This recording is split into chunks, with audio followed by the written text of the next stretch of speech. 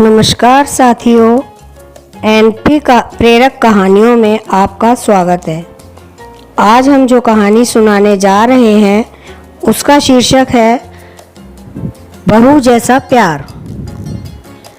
संगीता, मैं तुम्हें यह नहीं कहूँगी कि तुम्हें बहू नहीं बेटी ही मानूंगी। बेटी बेटी होती है और बहू बहू होती है। मैं तुम्हें बेटी जैसा प्यार नहीं दूंगी, मैं तुम्हें बहू जैसा प्यार ही दूंगी। रह रहकर होने वाली सास के ये शब्द मेरे दिमाग में हथौड़े की तरह वार कर रहे थे। आज मुझे देखने प्रमोद के साथ उसके मम्मी पापा और दीदी जियाजी आए थे। प्रमोद और मैं दोनों ही इंजीनियर हैं। प्रमोद की जॉब मुंबई में थी और मेरी बेंगलुरु में। प्रमोद मेरी बुआ जी के दूर के रिश्ते में कोई लगते थे। बुआ जी फूफा जी प्रमोद की और उनके परिवार की तारीफ करते थकते नहीं थे। प्रमोद के मम्मी की तो बुआ जी इतनी तारीफ कर रही थी जैसे कि वो खुद इंजीनियर हैं। पति और बेटा दोनों इंजीनियर हैं तो जाहिर है कि पैसे की कोई कमी नहीं है, लेकिन घमंड नाम की कोई चीज़ उनमें नहीं है। लड़ाई झगड़ा करना तो उन्हें आता ही नहीं। उलट उनकी हमेशा यही कोशिश रहती है कि उनकी वजह से किसी का दिल ना दुखे। खुद इंजीनियर होने के बावजूद और इतना पैसा होने के बावजूद खाना वे स्वयं बनाती हैं। सिर्फ सब्जी आदि काटने के लिए काम वाली की सहायता ले लेती हैं। उनका मानना है कि खाना हमने स्वयं ही बनाना चाहिए ताकि घर के सभी सदस्यों को शुद्ध और सात्विक भोजन मिले। इतनी तारीफ सुनकर मुझे मन ही मन लग रहा था कि यदि यह संबंध हो जाता है तो मैं अपने आप को बहुत खुश नसीब समझूंगी, क्योंकि कहा जाता है ना, पति पत्नी के गुण नहीं मिले तो चलता है, लेकिन सास बहू के गुण मिलना चाहिए, तभी वैवाहिक जीवन सुखी रहता है। यही सोचकर मैं मन ही मन खुश हो रही थी कि मुझे बहुत अच्छी सास मिलने वाली है। लेकिन आज जब उन्होंने बहू जैसा प्यार देने की बात कही तो वो बात किसी के भी समझ में नहीं आ रही थी। आज तक सभी ने यही सुना था कि हर सास ऐसा ही कहती है, तुम मेरी बहू नहीं बेटी हो, मैं तुम्हें बेटी जैसा ही प्यार दूंगी। लेकिन यहाँ तो उल्टा ही हो रहा है, बहू जैसा प्यार। घर में सभी को आशंका हो रही थी कि कहीं वे शादी के बाद फिल्मों वाली ललिता पवार टाइप की सास ना बन जाए। यदि ऐसा हुआ तो मेरा क्या होगा। लेकिन सिर्फ इस बात को नज़रअंदाज किया जाए तो बाकी सभी बातें अच्छी होने से घर के सभी सदस्यों को लग रहा था कि यह रिश्ता हो जाना चाहिए और आखिरकार शादी हो गई। मेरी शादी तो हो गई, लेकिन दिमाग में हर वक्त मम्मी जी के शब्द तुम्हें बहू जैसा प्यार दूंगी गूंजते रहते थे। इसलिए मैं मन ही मन डरी हुई थी। मैं प्रमोद से इस बारे में बात नहीं कर सकती थी, क्योंकि मुझे डर था कि कहीं प्रमोद यह समझ ना बैठे कि शादी होते से ही मैंने मम्मी जी के खिलाफ उनके कान भरना शुरू कर दिए। इसलिए मैंने मन ही मन फैसला लिया था कि मैं अपना हर काम इतना परफेक्शन से करूँगी कि मम्मी जी को शिकायत का मौका ही नहीं मिलेगा। जब शिकायत का मौका ही नहीं मिलेगा तो वे ललिता पवार नहीं बन पाएंगी। इस बात का मेरे ऊपर इतना असर हुआ कि मैं हर वक्त डरी डरी सी रहने लगी। प्रमोद ने भी 2-3 बार प्रेम से पूछा, क्या बात है, तुम खुश नहीं दिखती, तुम्हें किसी ने कुछ बोला है क्या।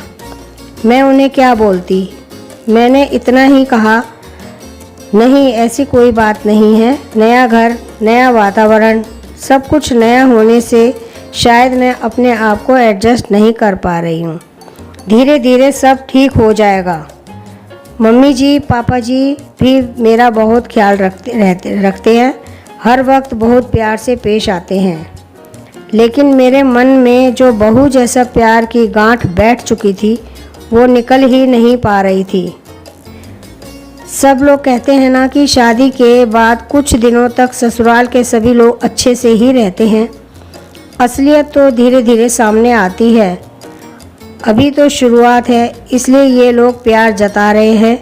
धीरे धीरे मेरा मन इन्हीं सब आशंकाओं से ग्रस्त रहने लगा। शादी के 8-10 दिनों बाद की बात है। मैं चाय बनाने के लिए दूध के गंज 3 लीटर दूध था, मैं से दूध निकालने लगी तो ना जाने कैसे क्या मेरे हाथ से संडासी बराबर पकड़ी नहीं गई और गंज हाथ से छूट गया। पूरा की पूरा गरम गरम दूध नीचे गिर गया। मैं इतनी ज़्यादा डर गई कि पूछो मत। कहाँ तो मैं सोच रही थी कि मैं हर काम पूरी परफेक्शन से करूँगी और कहाँ ये दूध। उसमें भी खास बात यह थी कि दूध वाला दिन में सिर्फ एक बार सुबह ही दूध लाता था। पैकेट के दूध में मिलावट होने से वो घर में नहीं लाते थे। सभी लोग चाय का इंतज़ार कर रहे थे। गंज गिरने की आवाज़ सुनकर मम्मी जी ने बाहर से ही आवाज़ लगाई, संगीता क्या हुआ? मैं इतनी ज़्यादा डर गई थी कि मेरे मुंह से आवाज़ ही नहीं निकली। तब मम्मी जी खुद किचन में आए। मम्मी जी को सामने देखकर मैं डर के मारे कांपने लगी। मुझे लगा कि अब वे ज़रूर ललिता पवार बन जाएंगी, क्योंकि अब कल सुबह तक किसी को भी चाय नसीब होने वाली नहीं और सभी को चाय पीने की आदत है। मम्मी जी ने गिरे हुए दूध की तरफ और मेरे तरफ देखा और मैं बम फटने का इंतज़ार करने लगी। बस अब फटा बम, अब फटा।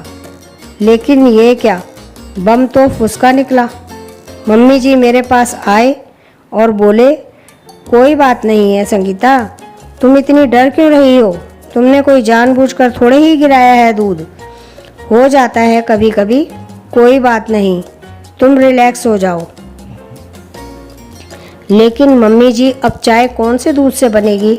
दूध वाला तो कल आएगा। मैं अभी पैकेट का दूध बुला लेती हूँ। लेकिन आप ही ने तो कहा था कि अपने यहाँ पैकेट का दूध नहीं लाते। लाते तो नहीं है, लेकिन सभी को चाय का एक तरह का नशा हो गया है, तो चाय के बिना तो नहीं रहेंगे, इसलिए इमरजेंसी में एक आध बार चलता है पैकेट का दूध। हम लोग ऑफिस में चाय पीते हैं ना, वहाँ कौन से दूध का उपयोग किया गया है क्या हमें पता चलता है? ऑफिस में हमारी मजबूरी है, लेकिन घर में जहाँ तक संभव हो शरीर के दृष्टिकोण से जो अच्छा रहता है वो करना चाहिए, इसलिए अपन पैकेट का दूध नहीं लेते। लेकिन एक आध बार में कुछ नहीं होता, रोज़ रोज़ थोड़ा ही दूध गिर जाएगा, अब तुम रिलैक्स हो जाओ। मैंने मन में सोचा, मैं फिजूल ही डर रही थी। मम्मी जी तो कितने अच्छे हैं। लेकिन दूसरे ही पल सहेली की बात याद आ गई कि ये सब चौंचले शादी के शुरुआत में ही होते हैं, आगे आगे देखना होता है क्या। यह बात याद आते ही फिर मन में वही डर समा गया। 2-1 बार और इसी तरह की छोटी छोटी गलतियां हुई, लेकिन तब भी मम्मी जी ने मुझे प्यार से ही समझाया। 4-5 महीने के बाद की बात है। सभी को पालक पनीर की सब्जी बहुत पसंद थी। आज रविवार की सभी की छुट्टी होने पालक पनीर की सब्जी बनाने का तय हुआ। सब लोग खाना खाने बैठे तो जैसे ही उन्होंने पहला कौर मुंह में लिया तो बहुत बुरा मुंह बनाया और एक घूंट पानी पीकर बोले कि आज सब्जी में नमक डाला है कि नमक में सब्जी डाली है? आज डबल नमक में है सब्जी में, मुझे काटो तो खून नहीं। हे भगवान, अब ज़रूर मम्मी जी अपना बहू वाला प्यार दिखाएंगे। कहेंगे कि तेरी मम्मी ने यही सिखाया है क्या? पढ़ लिख कर नौकरी कर रही है, इसका ये मतलब नहीं कि तुम्हें सब्जी बनाना भी नहीं आना चाहिए। तुम्हारी माँ ने तो कहा था कि मेरी बेटी को सब आता है, फिर ये क्या है? मैं ये सब सोच ही रही थी कि इतने में मम्मी जी ने मुझे ज़ोर से झंझोड़ा, संगीता, संगीता। क्या हुआ? तुम काँप क्यों रही हो? रो क्यों रही हो? कुछ नहीं, वो सब्जी मम्मी जी, सॉरी, ना मालूम आज कैसे क्या नमक डबल हो गया। अब सब लोग खाना कैसे खाएंगे? फूल गोभी की सब्जी, दाल, चटनी और अचार है ना, खा लेंगे, तू घबरा मत। लेकिन आगे से सब्जी बनाते वक्त थोड़ा ख्याल दिया कर। दोपहर में जब मैं और मम्मी जी अकेले थे तब वो बोली, शादी हुई है तभी से मैं देख रही हूँ कि तुम फ्री नहीं लग रही हो। ऐसा लगता है कि कहीं खोई खोई सी, डरी डरी सी लगती हो। क्या बात है? यदि तुम मुझे नहीं बताओगी तो इस हम समस्या का निदान कैसे कर पाएंगे? यहाँ तुम्हारी मम्मी नहीं है लेकिन मैं तो हूँ ना। तुम मुझसे अपने मन की हर बात कर सकती हो। उनके इतना प्रेम से बोलने पर मैं अपने आप को रोक नहीं पाई और रोने लगी। उन्होंने मुझे अपनी बाहों में भर लिया। अब बता क्या बात है? मम्मी जी, जब आप मुझे देखने आई थी आपने कहा था ना कि आप मुझे बेटी जैसा नहीं बहू जैसा प्यार करेंगी। हाँ कहा था, तो बहू जैसा भी कोई प्यार होता है क्या? बहू की छोटी से छोटी गलती पर भी उसे इतना प्रताड़ित किया जाता है कि मानो उससे बहुत बड़ा गुनाह हो गया हो। इसलिए मुझे लगा कि आप मेरी छोटी से छोटी गलती पर भी महाभारत रचेंगी, इनको मेरे खिलाफ भड़काएंगी। इसी सोच के चलते मैं हर वक्त डरते रहती हूँ कि मुझसे कोई गलती नहीं होनी चाहिए। मुझ पर नाराज़ होने का आपको कोई मौका नहीं मिलना चाहिए। सच बताऊँ तो आज तक मुझसे जो भी गलतियाँ हुई वो इसी घबराहट के चलते हुई। लेकिन मेरी एक बात समझ में नहीं आई, बहू जैसा प्यार करूँगी ऐसा कहने पर भी आपने आज तक अपना सासूपन नहीं दिखाया और मुझे डांटा भी नहीं। फिर आपने ऐसा क्यों कहा था कि आप बहू जैसा प्यार करेंगी? अरे पगली, मुझे नहीं पता था कि तू मेरी सीधी सी बात को इतना दिल पर लगा लेगी। एक बात बता, क्या कभी तूने किसी माँ को अपनी बेटी से यह कहते सुना है कि वो उसे बहू जैसा प्यार करेगी? नहीं ना। जब हम बेटी को बहू जैसा प्यार नहीं करते तो बहू को बेटी जैसा प्यार क्यों करते हैं? इसका तो यही मतलब हुआ ना कि हम बेटी को ज़्यादा महत्व देते हैं, बेटी को ज़्यादा प्यार करते हैं। इसलिए बहू से कहते हैं कि तुझे बेटी बनाएंगे, तुझे बेटी जैसा प्यार देंगे। हम लोग बेटे को ज़्यादा महत्व देते हैं, इसलिए बेटे को बेटे जैसा ही प्यार देते हैं। कभी भी बेटे से यह नहीं कहते कि तुझे बेटी जैसा प्यार देंगे। यदि हम बेटा और बेटी दोनों को समान समझते हैं तो बेटी को बेटी जैसा प्यार क्यों नहीं दे सकते? मेरी नज़र में जिस तरह बेटी को अपना एक अलग अस्तित्व है, उसी तरह बहू का भी अपना एक अलग अस्तित्व है।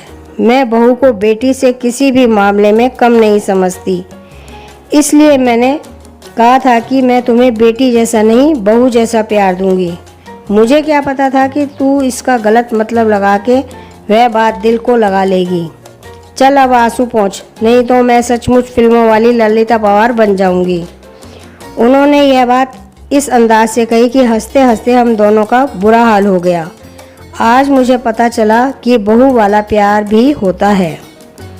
साथियों, यदि आपको यह कहानी अच्छी लगी हो तो कमेंट करके आप ज़रूर बताएं और हमारे चैनल को यदि सब्सक्राइब ना किया हो तो ज़रूर करें और बेल आइकन बटन ज़रूर दबाएं, जिससे कि आप आने वाली कहानी आप सुन सकें।